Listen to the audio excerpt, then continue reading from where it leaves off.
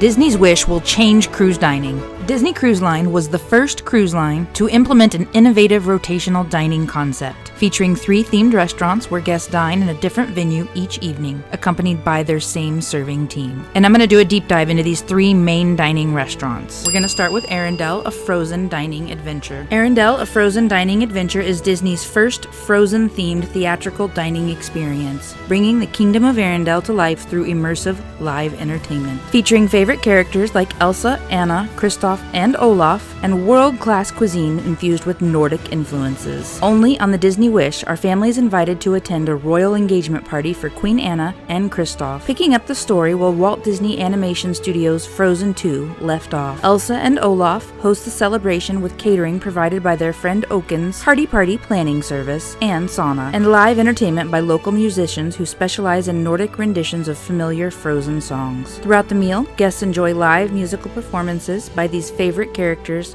and even get the opportunity to join the festivities with fun table crafts, hilarious sing-alongs, and a grand finale with everyone in the audience on their feet. This theater in the round entertainment venue features dining tables surrounding a central stage, with performances and show effects spreading throughout the room. Invisible fiber optics embedded in the ceiling conjure Elsa's icy magic, and panoramic windows magically transform from real-time ocean views to the colorful dancing lights of the Aurora Borealis. When dining at Arendelle, a frozen dining adventure, families will encounter Olaf in an all-new way, as he lends his signature humor and charm to the merriment. Yay, I love Olaf! And I think those lights are going to be really beautiful also. And for the main part, the cuisine! This one-of-a-kind menu for Arendelle combines traditional flavors and ingredients from the Nordic region with modern family-friendly fare. Guests can delight in the scrumptious smorgasbord of superior seafoods. We'll try that 3 times fast. Guests can delight in the scrumptious smorgasbord of superior seafoods, rustic game dishes, and tasty nods to the Frozen story. I am excited to try Arendelle's food. The DCL dude actually rated Elsa's Royal Baked Scallops an 11 out of 10, and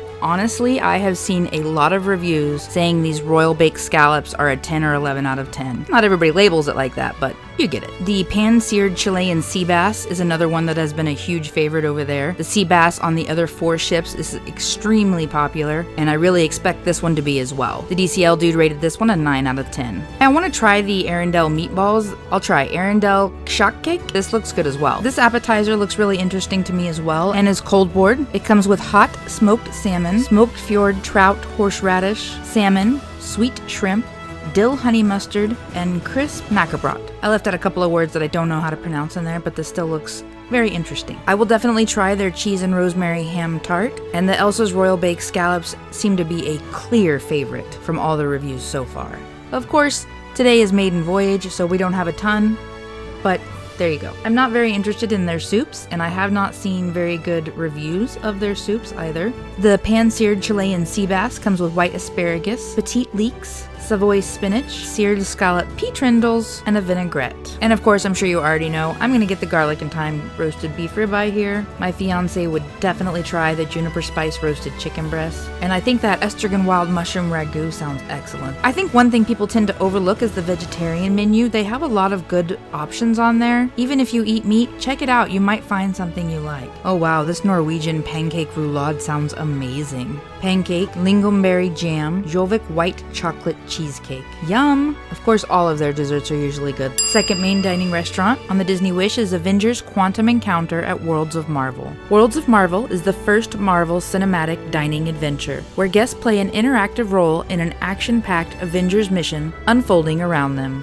complete with a worldly menu inspired by the Marvel Cinematic Universe. I was really excited for the Worlds of Marvel menu. It's not as exciting as I had hoped, and to be honest, from what I have seen, this is the least favorite food in main dining. That does not mean it's bad, I'm just saying it's the 3rd favorite. From what I've seen, it goes Worlds of Marvel at number 3, Arendelle at number 2, and 1923 at number 1. I am so excited about 1923, but we'll get back to that in a minute. Worlds of Marvel is the first Marvel cinematic dining adventure, where guests play an interactive role in an action-packed Avengers mission unfolding around them, complete with a worldly menu inspired by the Marvel Cinematic Universe. I do think that this restaurant will probably be the most immersive, and it sounds like it will be a lot of fun. There's cinematic dining. Avengers Quantum Encounter follows Ant-Man and the Wasp as they embark on their first public speaking engagement on behalf of the Avengers. Anxious to impress, they host a special presentation of the most powerful superhero technologies such as Captain America's shield, Iron Man's arc reactor, and Ant-Man's PIM particles, giving guests an up-close look at holographic models, field reports, and iconic scenes from Marvel movies displayed on the screens surrounding the room. The highlights of this special event is a hands-on demonstration of the latest and greatest PIM tech, the Quantum Core, which uses cutting-edge and highly unstable technology to shrink and grow targets at the push of a button. A few misfires result in hilarious Ant-Man-style hijinks, but the real trouble begins when an unexpected villain shows up with a fearsome army in tow, eager to get their hands on this powerful quantum technology. Ant-Man and the Wasp need all the help they can get to save the day, calling on Captain America, Captain Marvel, and the brave diners of the Disney Wish for backup. That's pretty cool that they actually have the villains show up during dinner and evolve the story. I have seen that this restaurant is like you're dining in a movie, and it really does sound like that. Every table at the Worlds of Marvel features an interactive Quantum Core, a brand new device that can cause objects to shrink and grow remotely. Guests assist Ant-Man and the Wasp as they attempt some small-scale trials, perhaps shrinking oversized luggage for easy stateroom storage. Well, that would be nice. When enough of the Quantum Cores are activated at the same time, the entire venue becomes supercharged as energy pulses through the power channels in the walls and ceiling. Outfitted with state-of-the-art PIM tech and decked out in signature Starkitecture style, yes, that's Starkitecture, the Worlds of Marvel restaurant offers surprises in all shapes and sizes, from a distinctly Marvel, hexagonal motif to the various Easter eggs and unknown details embedded in the show. True to its name, Worlds of Marvel takes families on a flavorful tour of the real and fictional settings of the Marvel Cinematic Universe, with dishes inspired by legendary locales like African Wakanda, Eastern European Sokovia, and the Avengers' home base of New York City. Now, of course, a lot of people are going to be looking for shawarma, and we'll get there. They do have it.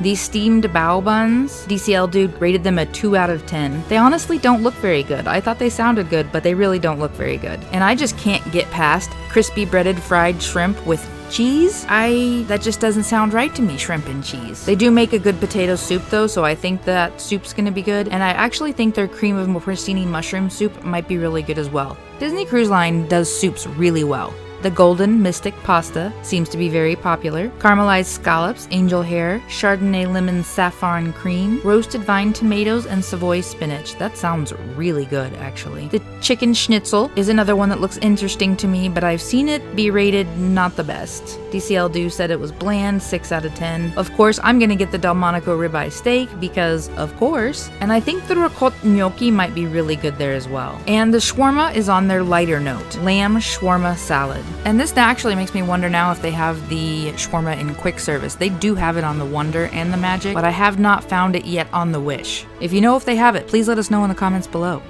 I love their dessert menu. It's just really cute. Okay, the sticky date pudding I actually had recently. I actually had last year on the Disney Wonder. I had never tried it before. It is so good. This is a tiny bit different of a presentation of it, but I highly recommend trying it. And honestly, you really can't go wrong with quantum key lime pie or a chocolate layer cake. I also really like that they do sugarless desserts and no sugar added, because there's just a lot of food on a Disney cruise. It's nice to have that option sometimes. Number 3 for main dining restaurant in their culinary cabaret is 1923. I am so excited about 1923. I just want to walk around in there for like an hour and explore it. I hope you get to do that.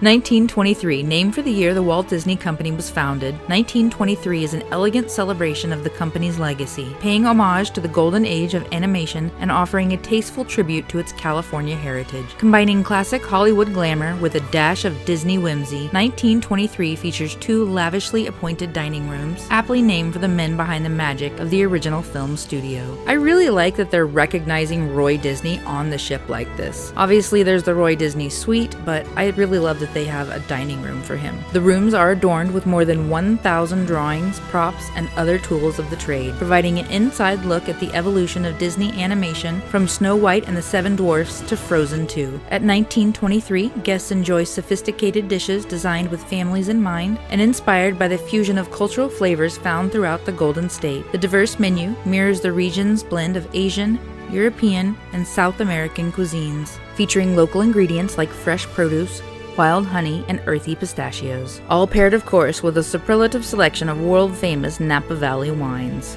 And of course, along with the other restaurants, each night of your cruise, you and your personal waitstaff will rotate to one of these 3 themed restaurants.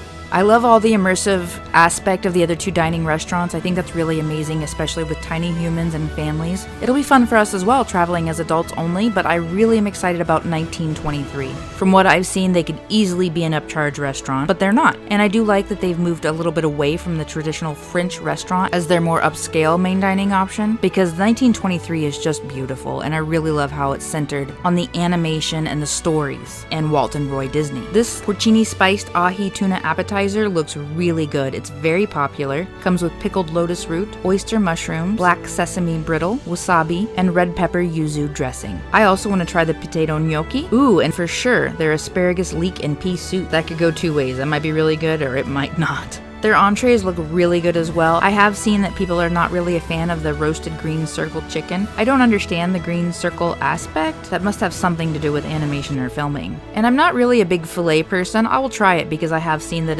a lot of people say it's good. I think this burrata mozzarella will be really good, and also I'm gonna have to try the tricolor tortellini because I just love artichokes. I definitely want to try the tortiglione pasta, prosecco cream, pancetta shallots, creamy mushrooms, and lemon thyme. I do think that's going to be kind of similar to the animator's palette pasta prosciutto. And in the vegetarian menu, they have a Moroccan spiced roasted kabocha. I don't think I said that right. And butternut squash. That looks really good also. Like I said, give their vegetarian ones a try out once in a while because some of them are really good.